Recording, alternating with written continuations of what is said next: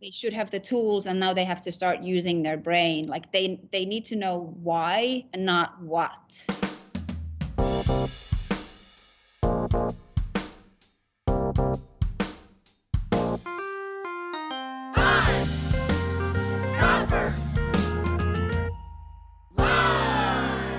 Hello, print friends, and welcome to the 81st episode of Pine Copper Lime, the internet's #1 printmaking podcast. I'm your host, Miranda Metcalf. I release weekly podcasts with people in the print world who are doing something a bit beyond the expected. So please subscribe on your podcast listening app of choice. You can also find Pine Copper Lime on Instagram, Facebook, and YouTube, and you can find all of this at pinecopperlime.com. We also have a Patreon page where generous and lovely print fans sign up for tiers that start at just $1 a month. And as of this week, every tier will have access to a new feature in our PCL community, Shop Talk with our editor, Timothy Pauschak. These are brief, short, all business, quick and dirty tips and tricks with our guests. What kind of paper do you use and why? What's the most important thing to know when you're starting a shop? How do you get your screens washed out so well? This is technical, printmaking nerd content at its finest. Check that out through the link in the show notes. Hey, print friends! We have merch, all kinds of designs to show your PCL love and make print jokes to confuse and intrigue your friends and family. Our newest X-Files inspired release goes out to everyone graining who wants to believe their stone will eventually be level and scratch-free. Printmaking forever, shun the non-believers. Pine Copper Lime is brought to you by Speedball Art Products, who've been offering a diverse range of high-quality products to your practice since 1997. Products like their new line of professional relief inks, beginning with their flagship color, Super Graphic Black, developed with the printmaker Bill Thick. Formulated with all the working properties artists demand, these light, fast inks roll out consistently, transfer beautifully, and easily clean up with soap and water. So, if you want to take your practice to the next level, head on over to Speedball's website to see where you can pick up a can of your new favorite color. Link in the show notes, as always. My guests this week are Brandon Gunn and Valpuri Remling from the Tamarind Institute of Lithography. Brandon is the Director of Education, and Valpuri is the Master Printer and Workshop Manager at the Tamarind Institute. Together, they run two sides of Tamarind's world-famous lithographer training program. We all had a wonderful conversation about how Tamarind works, and the seemingly, at times, mercurial world of litho. So, without further ado, sit back, relax, and prepare to romance the stone with Brandon and Valpuri. Sorry, we're on episode 81. I can only hold on to that joke for so long. I'm only human. Hi, Valpuri. Hi, Brandon. How's it going? Hey, we're good. Good, yeah. Well, thank you both for joining me on, I think it's probably just the very beginning maybe of a little break for you all. I'm not sure how life works at Tamarind these days with COVID and everything. I know everything's kind of up in the air, but speaking with you two has definitely been on my wish list for quite some time, maybe since the day one of Pine Copper Lime. So I'm really happy that we all could get together. Yeah. Yeah, we've been looking forward to it. Yeah, I've been like, where's the interview? Excellent. Excellent. Well, Brandon, I know you from, probably 6 or 7 years gone by now, from before you were at Tamarind. I was trying to remember when we met. I remember taking a group of students out to Seattle, just cruising around. We came across your gallery at the Davidson Galleries when you were still there.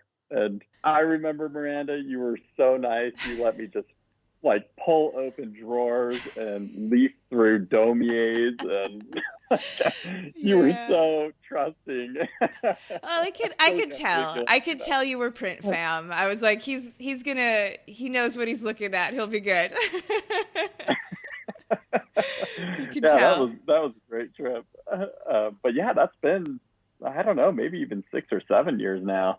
Yeah, since we first met. Definitely. It's been a while. And then Valpuri, I don't know that you and I have ever met in person before. Not that I remember, unless we've met at SGCI and it's just been hectic and I don't remember. Yeah. I think that I definitely know of you from the print world, but yeah, I'm excited to actually get to connect a bit in person in real time.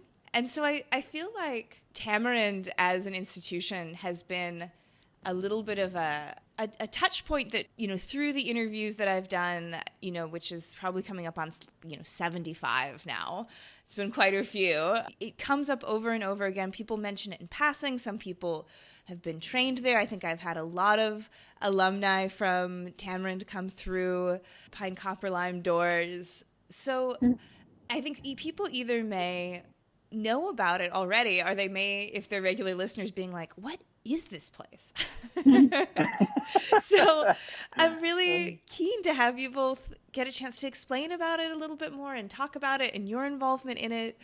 But before we dive in, would you each maybe give yourself a brief introduction and just let people know who you are, where you are, and what it is that you do? Valpuri, do you want to go first or second? I can go first. Okay, sounds if good. I would have asked that question, that would have meant that I don't want to go first. Like, so You know me. We'll take turns going first. Don't think this is going to be the thing. I am the workshop manager, master printer here at Tamarind Institute. And I am from Rovaniemi, Finland. It's it's on the Arctic Circle in Finland. That's where I was born and raised. And I've studied printmaking in universities around the world a little bit. And then I've myself been a student at Tamarind Institute. And yeah, I've been at Tamarind for 5.5 years now at this position. And I love it. Beautiful. I'm Brandon Gunn. I am the education director at Tamarind. I've been there a little bit less than Valpuri. I've been there, if you've been there 5.5 years, I guess I'm at 5 now, which is a little scary. That sounds right. I'm originally from Orem, Utah, and studied printmaking at Brigham Young University, did my master's degree at Illinois State University, and then I ended up at Tamarind as well, which, for me at the time was a big surprise that I got in. I'd heard about it from all my professors and, knew of Tamarind's reputation. So when I got into Tamarind, I was kind of shocked and pleased, and went through the program, just like Valpuri. We both did the first and second years. And then I went on to mostly teach in universities after that. Worked in some shops at universities, but most of those were tied to the universities. So I taught up in Montreal and then in Indiana, Idaho, and New Mexico before coming back to Tamarind and taking the education director position there. I should mention the true alma mater, which is Helsinki Litho, which is where I first were able to print. I was able to print an edition, and then Helsinki Litho has 2 Tamarind trained printers. Matti Hintikka is the master printer, the senior printer there, and then Kalle Berg, and now also Roma Auskalnete, who's a student of Brandon's, also prints there. But Helsinki Litho was who sent me to Tamarind, who were like, you should go to Tamarind. Matti was my lecturer at the academy, the Fine Arts Academy in Helsinki, and he was the one who was like, you should go to Tamarind, and I had no idea what it was, and I didn't even know New Mexico was a state. but I'm not alone with that. But yeah, so that's definitely and then I went back after Tamarind. I went back to Helsinki Litho, and I worked there for a good 6 years as a printer before, moving here. So yeah. And is Helsinki Litho a commercial shop or a teaching shop or a university? Or kind of all of it? What's its function? It's not a university shop. It is a private shop that was started by Kuutti Lavonen, artist, and Matti Hintikka, artist and Tamarind trained printer. And it was started with Matti printing for himself and then printing for Kuutti. And then Kalle joined. They didn't take Kalle in before he took Tamarind's class. He had to do the PTP before they, took him as a member of the shop. And then they always did their own work. They were all kind of working as artists. But then they also started bringing in some other artists in addition to the founding artist Guti, and to print them. And then definitely after I joined, we started doing a lot more collaborations, really reaching out to get those collaborations in. We also taught. All of us taught at universities simultaneously, but we're not part of the university. Everybody was kind of doing it under their own, whatever you call that, when you're like not a business together, but everybody had their own business as an artist, and just collaborate together and just split costs and revenues 3 ways. And I think that's the same thing they're doing now with Roma. Yeah, I was going to say that's still how it's working, right? Yeah. Well, great. Well, now my interest is very piqued on Helsinki litho. So I'm going to have to, I'd have to chase them down for an interview too.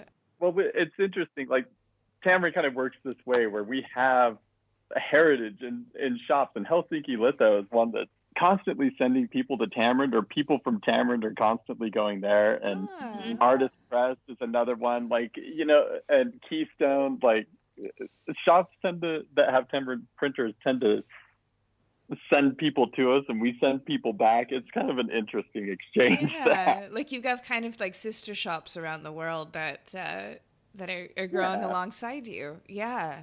There's a litho shop on the Faroe Islands that I'm so intrigued by.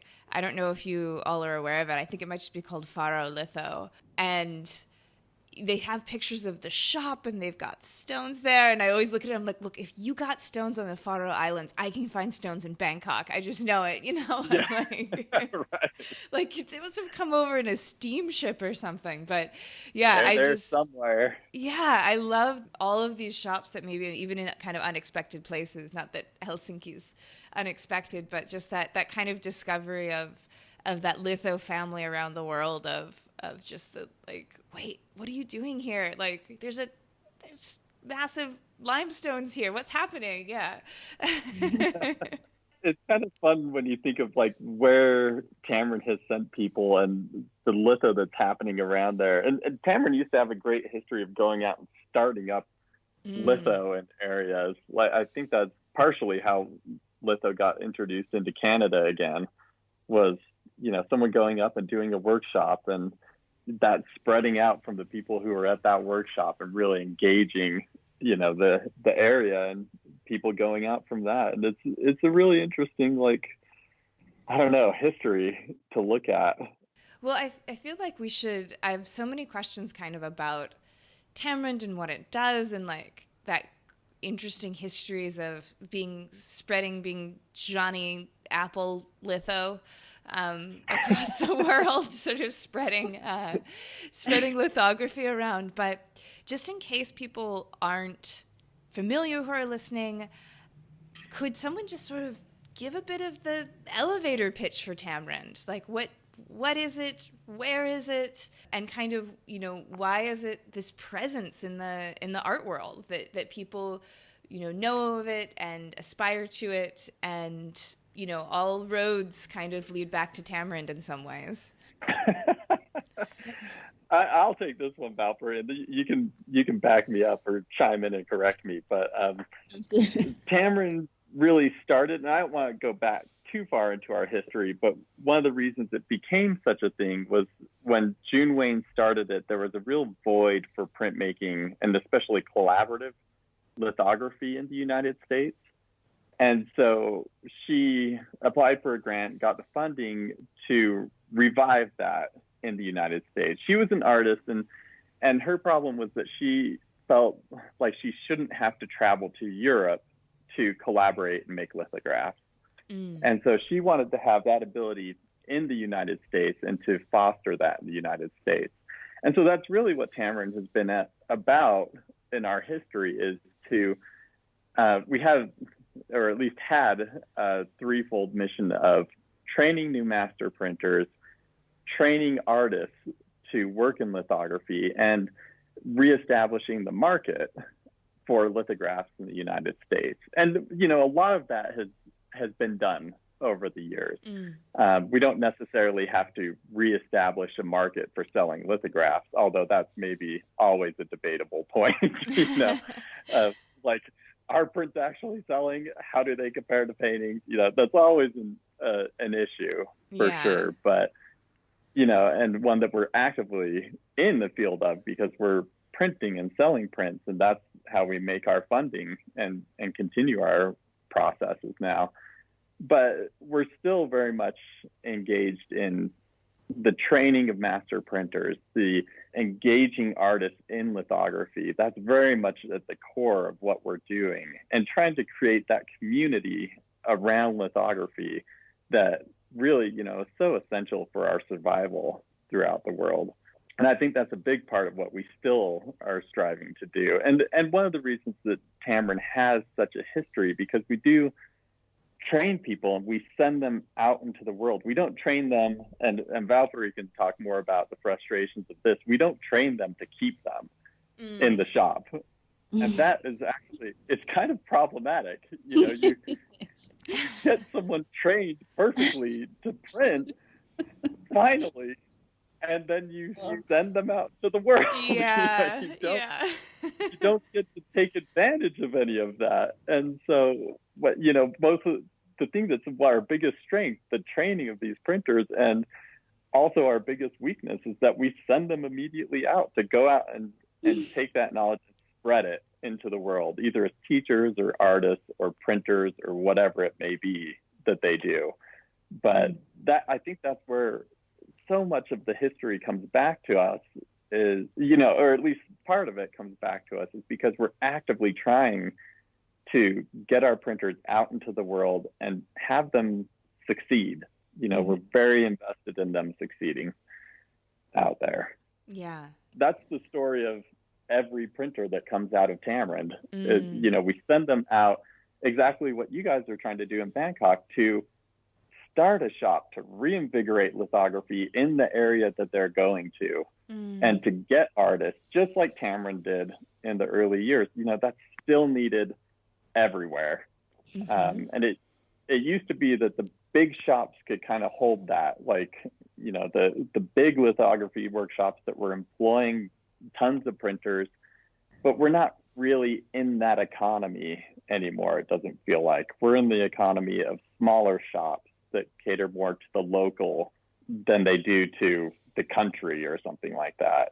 There are very few shops like Tamarind still. It's like it operates totally differently than any other or most other shops. Obviously, lots of people who graduate from Tamarind tend to do things the way that they learned them there. But then depending on where you are, what the history and traditions of that place is, what are the artists like that you're working with, what are the tools and materials that you can get, what is the humidity of the place that you're working in, it's changed. So you have to also learn the local ways. So it's almost like, we teach them to fish, we don't give them the fish.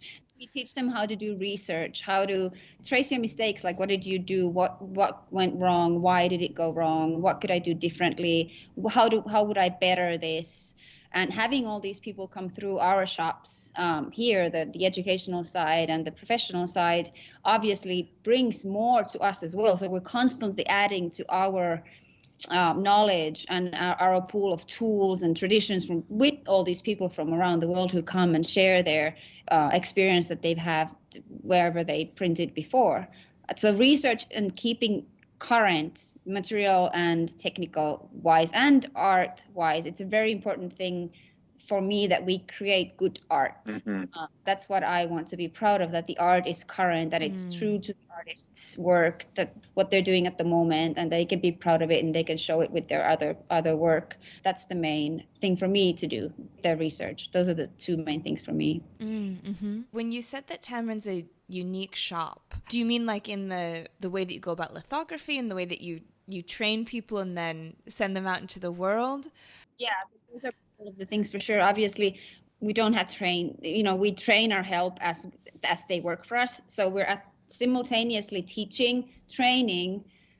We have a very traditional master apprentice system, and we're creating work that is shown with shops that have trained help that have worked there for longer periods of times. And we're on a rotating schedule with these people, and we're part of a university, which other shops are as well, and they do get help from there as well. But like an example would be like, there's a difficult plate to sponge. My spongers are going to be students. Those are going to be my spongers. So they have to learn on the go, like there and then. And it might take longer than it would if I had, at Helsinki Litho, I'd have Matti or Kalle help me. Like they know exactly what to do. But here we have to teach every time. And say I have a 9-run lithograph, I might have almost every day, I might have a different sponger for every run. So I have to explain everything again. And it takes a lot of patience, and it's a lot of repeating same things, obviously, because the students, because there are going to be new things for them. But it's kind of like Diana says it well, I think, when she says that it's kind of like a teaching hospital. You're putting the people there, but it's only people, not like people, sick people, but it's not as, serious. But I think that kind of like, for people who don't know maybe about traditional arts and crafts or craft art, master and apprentice sort of setting, that kind of helps them understand what these people have to do. They're going to be sent into the fire, and they have to try and survive with help, obviously. So yeah, and I think that just to build off of that, that's one of the things that makes us different in terms of the education that we provide as well. A lot of art schools, you're not there to be a printer first. You're there to be an artist. That's what a lot of schools are training people to do now, is to be an artist. And for us, like, we're really training printers.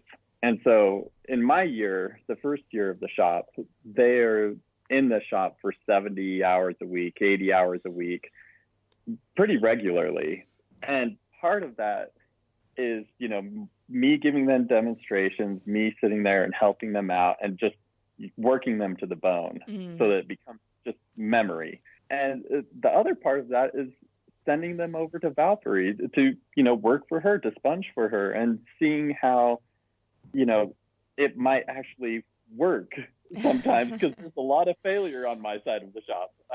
I tell them in the first semester, you're going to do 16 to 20 assignments for me, and every one of them you're going to probably fail in some way on, because I'm always throwing a new curveball at them, whether a different process or the layering of color or the addition size. There's always something that's meant to be that learning experience in there.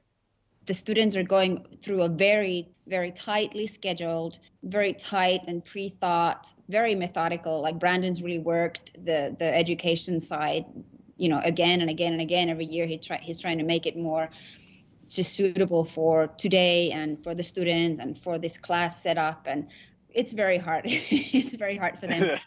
They do work with me either when they're sponging for me or a press assistant or whatever I have them help me with, or when they become an apprentice on the professional side, they're going to have to start thinking outside the box again. Things don't go the way Brandon told them. They don't go in that order. They might not happen that way at all, but they need to know they should have the tools, and now they have to start using their brain. Like they need to know why and not what, Right. That's what we kind of put them back and forth, so they don't get into this just train and just seeing like, okay, and I'm going to graduate in May and then that's it. Like they have to use what they've learned immediately, or even jump ahead. Like they haven't learned something yet, but I'm going to make them do it. And then they're going to come back to it and they'll be like, oh, yeah, I did this on the pro side. They're going to understand, and now I get it. And just seeing things from different angles will help you understand the chemistry of everything, that all the tools and materials that go in lithography, and just kind of the collaboration as well. Even though they don't really work with me in the collaboration that much, they do that with Brandon, visiting artists on the student side, but definitely kind of back and forth. It's interesting how their brain gets all scrambled. And it's really important for their education for us to be able to send them over to the pro side and, take maybe a back seat in the printing, but really see how it's different. So like Valpuri said, my side is very structured. We're doing a new project every week, every 2 weeks, and we have deadlines. On the pro side, they're working with a completely different set of deadlines. It may be an art fair that we need to ship to that's the deadline, but the pacing is so different in a professional shop than it is in a learning shop, right? where you might have a deadline, but you also have to get it right. So that may mean a reprint at some point. It may mean that you have to stop and shut down your stone and etch it again to get the edition to print correctly. And it's really important for the students to be able to not just theorize about that, not just listen to me saying like, hey, you should shut down your stone and wait a day. And they're thinking, I don't have a day to wait. Mm-hmm. But to see that same thought process happen on the pro side where Valpuri's saying, we need to shut down this stone. We don't really have time to do this, but we have to do this, and we're going to make it work.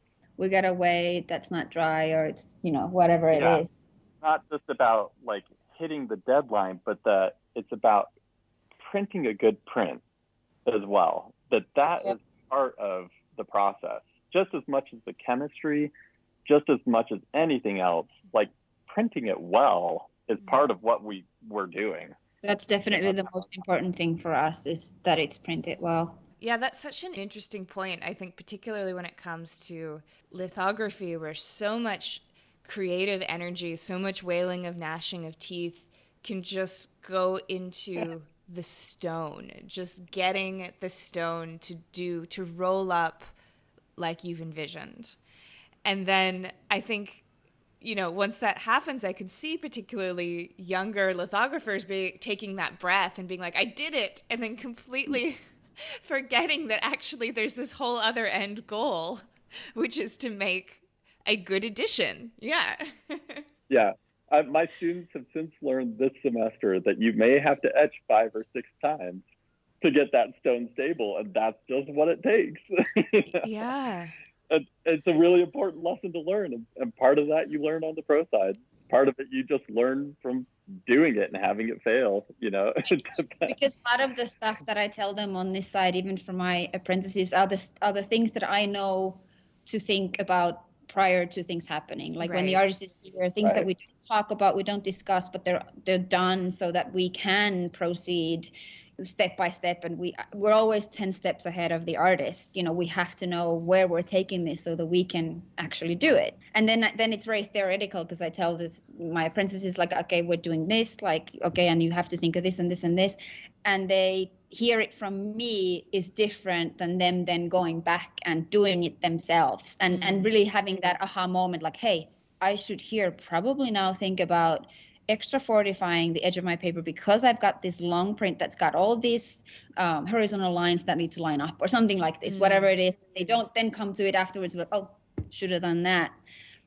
So we're just trying to wake up their brain with, and on my own too. I mean, we always have to learn through mistakes too. We're never done with that, but I think that's part of the beauty of it, though, is that one of the things that I think makes Tamarind a really lasting education is we take what they know. We don't discard that. I think that's really important. But we try and refine that. And teachers all over the world right now are probably like nodding their heads or shaking them like, oh, yeah. I tell the students something and they immediately ignore me and do it anyway, and we definitely have that. But, everybody comes into us with this kind of foundation, and that's really fascinating. To work with that foundation and just recalibrate it a little bit so that you understand the things that you already know, how they may work or how they may not work, right? Yeah. And I think everyone thinks that there's some magical Tamarind way out there. I hear that all the time. And I always grind my teeth at the Tamarind way, because I think Valpuri and I would agree, like, half the time we're making stuff up, not because we're flailing, but because we understand the chemistry and we need to tweak it for a particular artist or a particular project.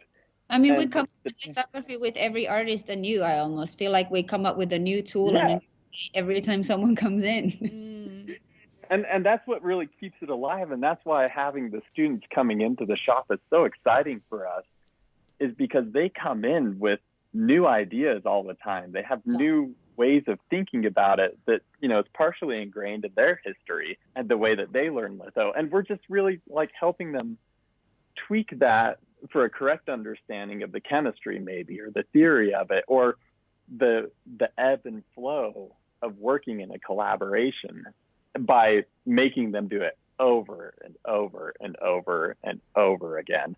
Works both ways. Imagine the pool of people we have that we can reach out to when we need something, or we're in loss of a material or a tool or something. We have people around the world we can reach out to.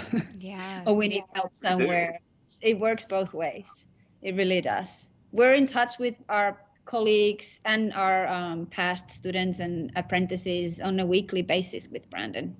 We're talking, Tamarind printers kind of around the world. We're exchanging problems or news or whatever tips and tricks all the time. Yeah, and so you've been talking a little bit about like the educational side and the pro side of the shop, and using the acronym TMP. For people who are listening at home and may not know, can you actually speak just a little bit to the physical structure and the kind of first year and second year and the commercial printing that happens, versus the educational printing, just in the kind of nuts and bolts way? So the program really kind of starts on my side of the shop with the first year of Tamarind Institute. And that's where most of our graduates actually come from. We accept 8 people into the PTP program every year. And that really is just a byproduct of the space that we have in the shop. We have 4 presses and 2 people per press, so we take 8. And the PTP is really a skill building year, I would say, like skill and knowledge building year. The thing is, a lot of people think they have to come into Tamarind like knowing how to print litho and being a good lithographer. And I think after 2 weeks of Tamarind, you realize no matter how good you thought you were coming in, there was a whole world of litho that you didn't know even existed out there. And so really we just reset. We start from the beginning. We start with graining a stone and how to grain a stone and how to etch a stone. We go through the theory of it, the chemistry of it. And then we talk about it on the whiteboard. We take it to the press. We see it in action, talk about it, what's happening at the press, and really look for that deep, deep understanding of the theory and the chemistry of the process, first of all. And so the first semester of the first year is just assignment after assignment that's meant to test skills and build skills. So you start with black and white crayon bands and touche washes, and you're just doing grayscale to learn how to etch correctly for a wide range of materials, and then how to handle, a leather roller and black ink in all these different situations, how to do additions and deletions, and how to stabilize all this so that you can print additions off of it. And so that's all just like technical exercises that we start with. They're not exciting. They're kind of ugly to look at, especially if you've looked at them for year after year. But they really are fast skill builders. And so we do 8 assignments like that. And then on the 9th assignment, we start to introduce collaboration. We still stick to black and white. We stick to the traditional materials at this point, but we introduce collaboration. We hand that drawing off to somebody else's hand who doesn't draw like you do. And now you have to deal with, you don't know what number of crayon they use. They may use that crayon differently than you do. I love it when people come in and all they've ever used in their history is a number 5 crayon. And then on assignment 9, they get an artist who has only ever used a number 2 crayon. So they have to kind of reset how they look at drawings and materials and learn to read a stone instead of know exactly what happened on it. You have to learn to look at it and see how the artist handled that material, and then adjust your etches accordingly. And then, for the rest of the semester, we kind of alternate between doing assignments that you've drawn and collaborating with another artist printer in the room and them doing that for you. But we take them through less frequently used materials and processes. So reversals, acetint, Manier, noir, sheen collé, kind of everything that we can throw at them, so that they have a really wide breadth of knowledge and skill set that they can use when we throw them into real collaborations in the second semester with artists. Because with artists, you never know quite what you're going to have to pull out of your bag. And I always tell my students, like, I'm teaching this to you, but this is not how you're going to give it to an artist. You're going to have to look for how that artist wants to work and adapt all of this to match them. You know, so it may be that you're using touche washes, but I think Valpuri a couple of years ago took a touche wash or gum arabic, I can't remember, Valpuri, stuck it in a plastic acid dropper bottle and twisted on a pen cap to it so that the artist dropped those out onto the plate or stone, right? All the fundamentals are there, but you have to kind of reinvent it for the artist. So the first semester is all the skill building, all of the technical knowledge, and just body memory, like learning how to use your body so that you can keep the pace up, keep the skills up, and not get tired, which is tough when you're doing 70 to 80 hours a week with a big roller. You know, getting that muscle mass built up, the emotional and psychological kind of resilience that you need to stay in this game is also like really important. And I, you know, it's a misnomer to say that I'm only teaching technique on my side. I think through our whole program, the first year and the second year, we're teaching the technique for sure, the theory for sure, but the secondary things that people don't think about is the psychology of it. How do you get into the mind of an artist to do that collaboration? The physical part of it, how do you build up those muscles and maintain those? Which is a very real question. We talk about that throughout the semester. Like, hey, maybe you need a back brace while your muscles build up. And that's not, you know, that's not a shameful thing. Maybe you need it permanently, and that's fine. Learning how to use your body so that you can actually maintain this for a lifestyle, you know, that you can do this for the rest of your life and not just when you're a young student that has energy, you know? Yeah, no, I think that's really huge. And that's something that I think luckily people are paying more attention to just kind of around the world and across disciplines of this. It's no longer the attitude is that, oh, you just use your body until it gives out. That's what being a craftsperson is, you know, and that like that kind of sacrifice is just assumed to be part of it. But instead it's like, no, let's think about this as a way as like to stay sustainable.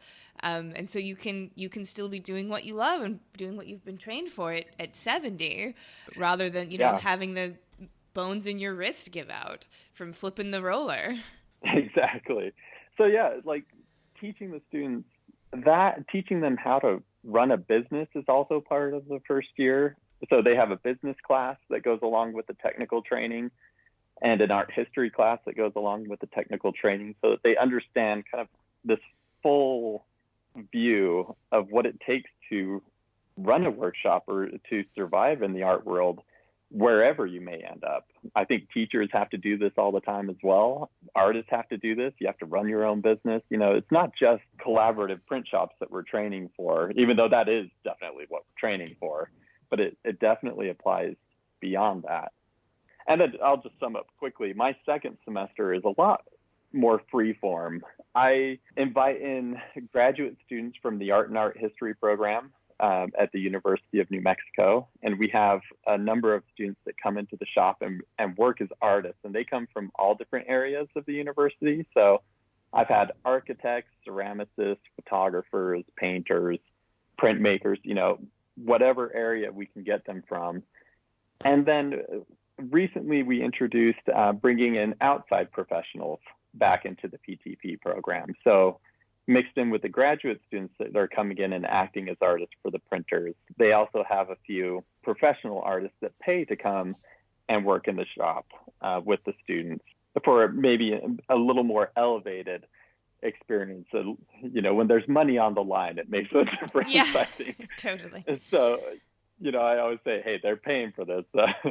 But that tends to be somebody that can come in and really dedicate a couple of weeks to being in the shop, where the graduate students that come from art and art history are great artists, but they do have jobs and other studies that kind of interfere sometimes with them being able to fully engage in the workshop. Mm-hmm. So we have kind of this mix of artists that come into the shop, and the students are in charge of controlling those collaborations under my guidance. I help them kind of learn the ropes of that during that second semester and figure out how that would apply to businesses. I don't know. I think that's kind of the first year in a nutshell.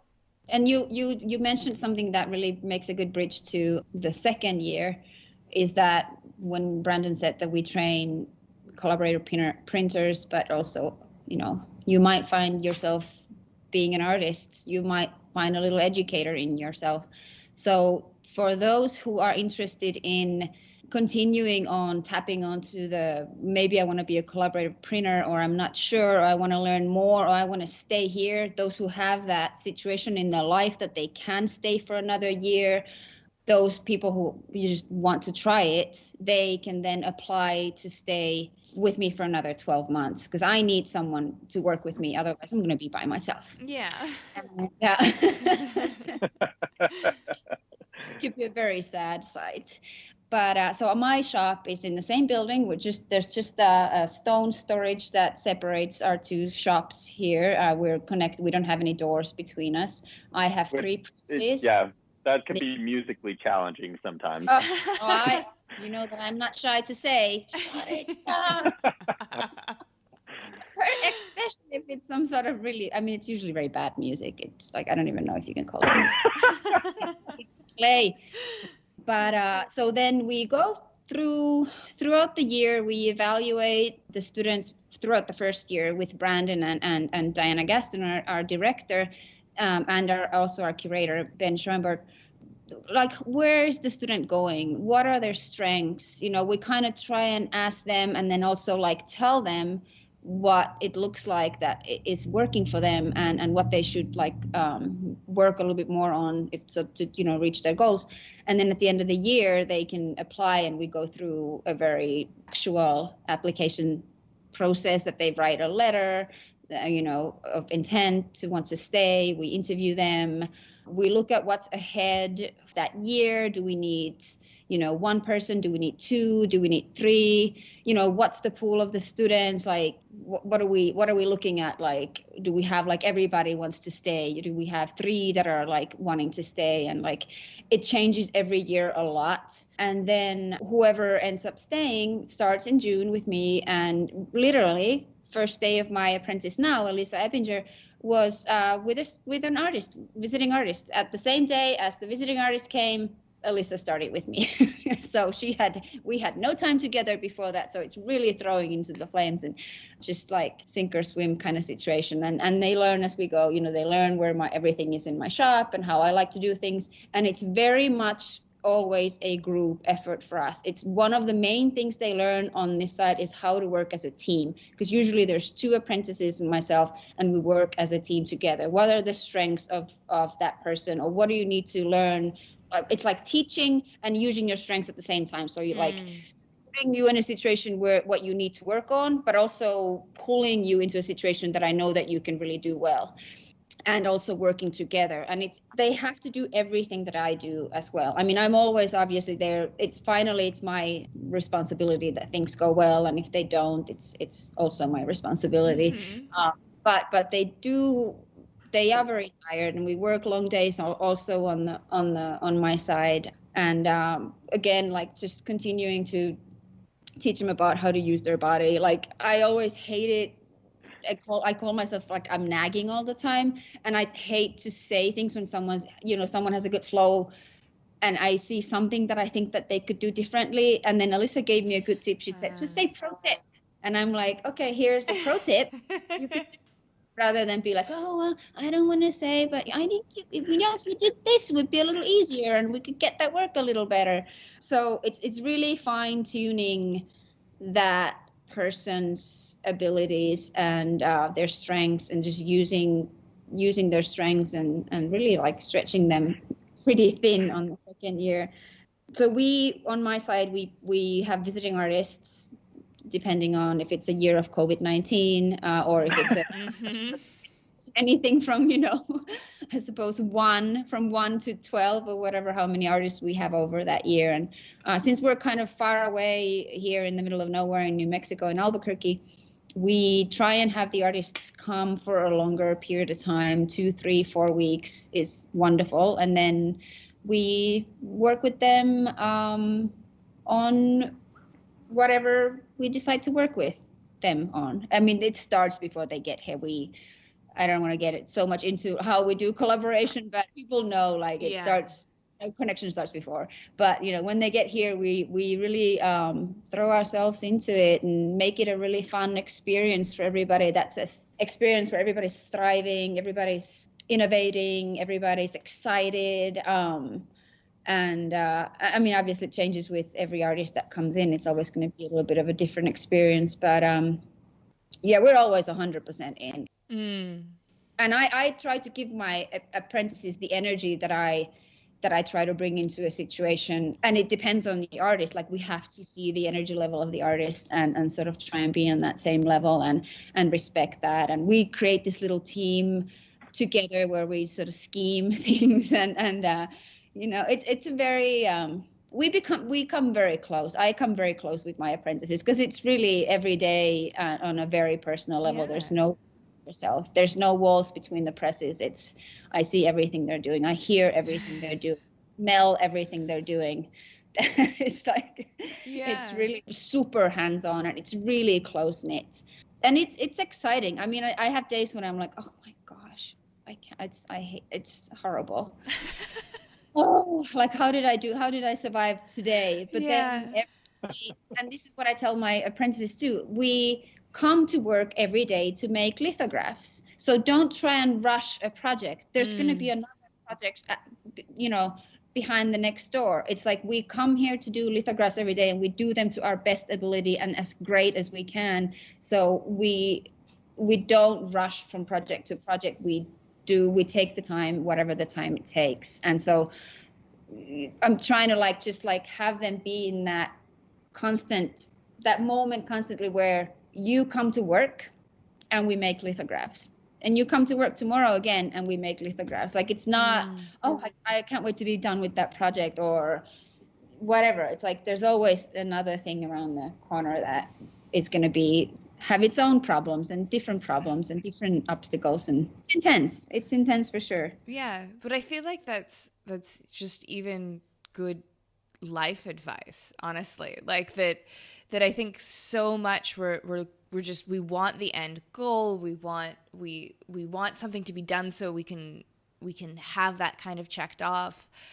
And I love that part of that training is like asking people to breathe and step back and be present with what they're doing, and not really being like, this has to get done because then it's done and then I can, you know, get the kudos, or it has to be done because I'm anxious that it won't come out, so I just want it to be done so I know what's going to be on the other side. Just be like, look, like, there's not a sense of lack. There's plenty of lithography to go around. Like, you don't have to enjoy your life, enjoy your day, enjoy your hour, enjoy your moment, be present in that moment and that hour. Really, we're trying to really be present. And at the end of the day, it's the artist who we're working for. You know, we can't make these decisions ourselves. We need to make sure that the artist is happy, and that's the end goal, really. And then you mentioned TMP, which is Tamarind Master Printer Certificate, and that's a historical certificate that it's changed the system. You know, the program has changed throughout these 60 years, but now it is so that everybody who graduates from the PTP, which is Brandon Society's called the Professional Printer Training Program, they get Tamarind certificates that they are Tamarind trained printers. And then the printers who stay for another 12 months are given a Tamarind Master Printer Certificate. And I think that really just shows that you went through 12 months of working in a professional shop, which is very rare. Like, you don't usually go from Tamarind and actually work in a professional shop and print the work that's done in that professional shop and work with the artists there. You usually go and you're still an apprentice, or you're helping sponging, or you're grinding stones. So you're really thrown into the fire and you have to really make it work. Even though you're not really ready, you're still learning. So it's just like a certificate that that gives them, they can say that, hey, I survived that. There are prints at Tamarind that I've printed that they are showing and selling. There are artists who worked at Tamarind that I collaborated with. That's what that certificate shows. I do want to clarify that we have no pretense of that TMP meaning in any way that they are master printers at this That's point. What I didn't want to say. Yeah, I'm saying it for you. Like, because I think that's part of the misconceptions about Tamarind out there. And Valpuri and I have no pretense that our students go out perfectly trained. Like, they're the tip of the iceberg. And I think what we're aiming for when they leave Tamarind is that they're at a sustainable point, that they can keep working in the field and become master printers. But becoming a master printer takes years and years and years. And you still learn the whole time. You still reinvent the whole time. And, you have to really earn that title. And, we have no pretense that is done when they leave Tamarind. We've hit the tip of all the icebergs, but just the tip. And I also want to point out that we do try and find everybody something to do right when they leave Tamarind. We don't want anybody to just go like, okay, bye, see ya, take care. We try and make sure that we at least know where they're going, at the area where they're going, so that we can keep our eyes open if we don't have something for them right now. But we've got people going out to be educators. We got people going out to join a communal shop and work there as an artist, or maybe, take care of the litho site there, or open their own shop, or go and work or apprentice at a shop of a Tamarind printer somewhere in the world. So we do try and find the strengths of these people, point them at the direction that we think that they can start off of, and really be there for them even after that. So yeah. Beautiful. Well, before we sign off, I did want to ask you both, kind of maybe to answer individually, is I think that, Tamarind is a place that people really admire and aspire to. And, as you said, you've got all of these Tamarind trained printers out in the world who I think are probably, the best promotion you could possibly have for Tamarind out there, is that they're out there doing good work. But there are, so many people in the world, particularly young students, who are interested in lithography as well. Do you have one golden hot lithography tip that each of you have that you could just as a freebie here for our good Pine Copper Live listeners? That's just look, if I could tell you one thing about litho, it's this. That's a good question. Man. You only get one, though. You only get one, yeah. My apprentices would be there yelling, they're listening to this, this is what you always say, and now I can't think of anything. Okay, I'm going to cheat on mine. I'm going to do, mine's going to be a two-part answer. Okay. I'll allow it. Okay. Don't be afraid to fail, and don't be afraid to ask. I always feel like we do not get enough questions, even from my own students. I don't feel like they ask me enough, and I don't tell them everything because I just can't do that. But I also am like, why didn't you ask me when this happened? Well, why? Because of my tip, which is take your time and use your eyeballs. Yeah, which is the other part, right? If you're not using your eyeballs, you don't see what you should be asking about. It's an interesting line of when do you give up and ask someone, and when do you push through? But and have fun with it. You should have Yeah. fun with it. And having fun doesn't mean that you're not serious. I'm dead serious about what I do, so serious. But we have a good time in the shop. Because it's our life and we want to enjoy it, so.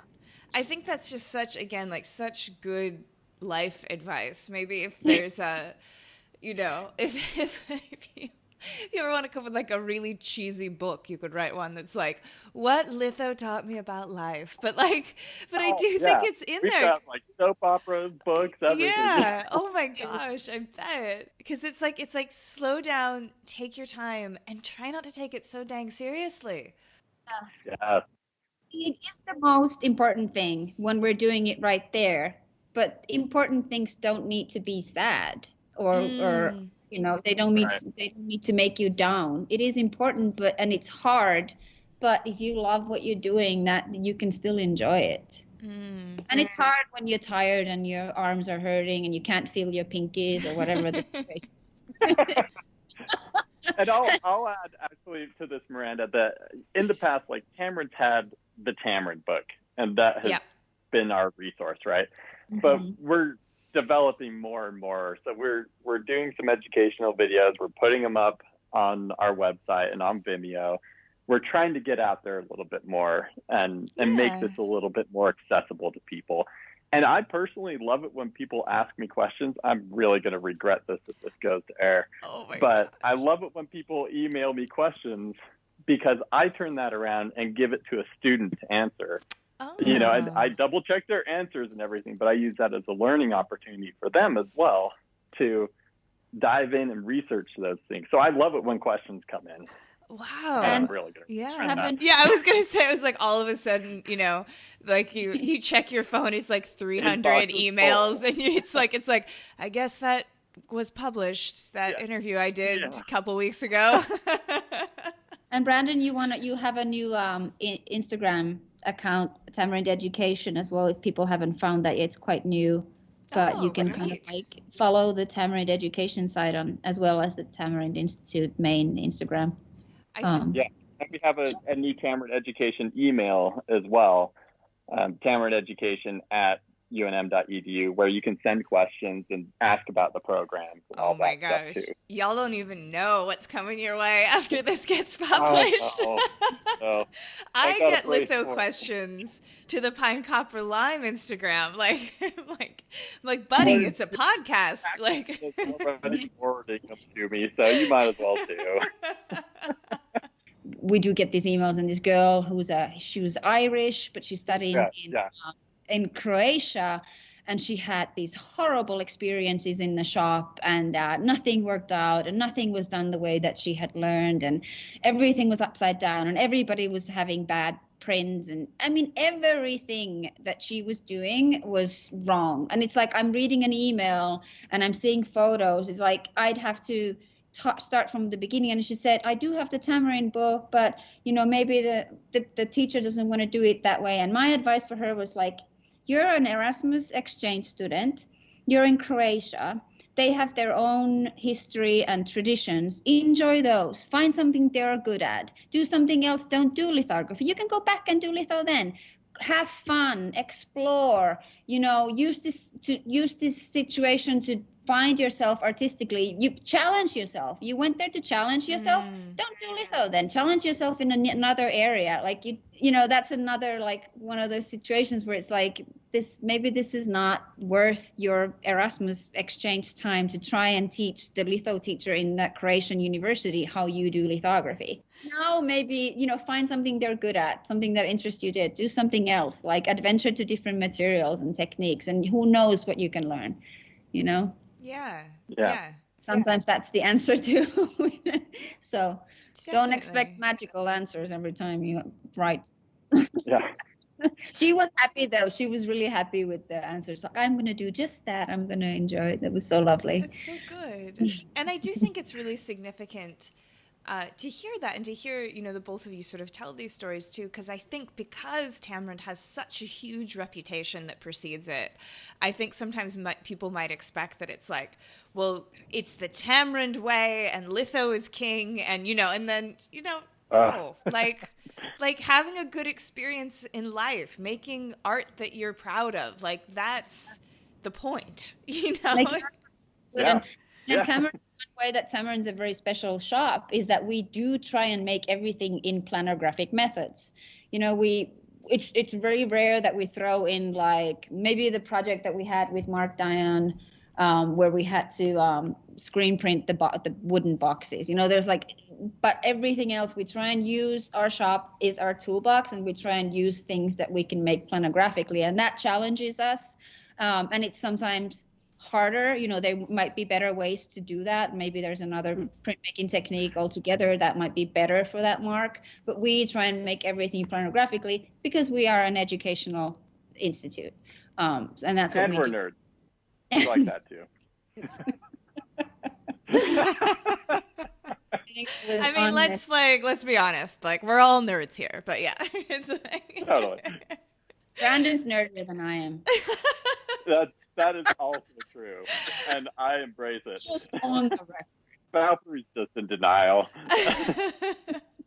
This might just be the American in me, but I think Americans can't compete with Scandi cool. Like it's just like I've got family in Norway and Sweden. That's where my family's from, and it's just like they were always so much cooler than like us clod-hoppy Americans. But I'm here for it. It's who I am. We can't compete with Helsinki. No. Well, we're not. Finns are not really Scandis. We're just Finns. That's true. Well, yeah, I can't believe like we're already at the recording mark and past, because I just feel like there's so much more to talk about. But I'm really excited to share this. I'm really excited to get Brandon's inbox just spam to heck with, people just sending you blurry photos of filled in stones. Great. I'm going to pass all that on to my students. Yeah, you tell them they can thank Pine Copper Lime. Like, yeah. Students love it, though. It's great. Yeah, definitely. They really, that's another key with our students is they love everything that they do, no matter how much pain they're in. So. I bet. Like, I bet if they've taken on this, and then they're just like they're ready to eat, sleep, breathe, and cry litho for the time that they're with you, for sure. Well, it's been absolutely delightful chatting with you both, and I really sincerely hope that we see each other in person again sometime in this crazy world, whether in Bangkok or Albuquerque. And I'll put links in the show notes to the Tamarind Instagrams, including the educational Instagram and the educational email as well. Put those all in the notes, and I know this is going to be a great episode for people to learn more and get excited by. So yeah, thank you both again. Thank you, Miranda. And hey, if you guys need any advice or help when you're setting up, feel free to reach out to us. Like, any resources we have, we'll share. Oh, thank you. Yeah, well, if in the next year randomly y'all get a hot tip on some stones in anywhere really in this hemisphere, please think of us, because that'll be, probably a big part of our pursuit is tracking down the stones. We've got some leads, but we'll probably need more. So yeah, keep us in mind, please. I'll put you in touch with a couple people. Well, that's our show for this week. Join me again next week when my guest will be Mike Pennekamp. We'll talk about the siren song of printmaking in labor, and the strange American landscape. You won't want to miss it. This episode, like all episodes, was written and produced by me, Miranda Metcalf, with editing help from Timothy Pauschak and music by Joshua Weber. I'll see you next week.